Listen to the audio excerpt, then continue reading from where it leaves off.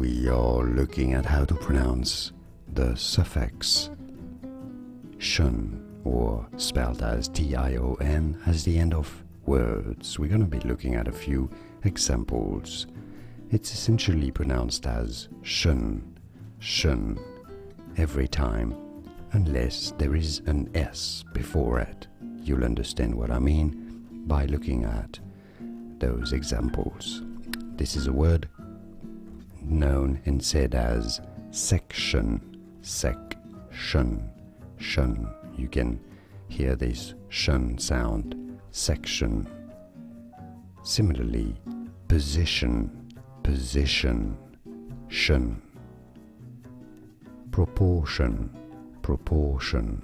Yes, it's easy. Now, second case is when the TION suffix is preceded with an S, in which case it becomes the sound chen, as in question, question, chun, question.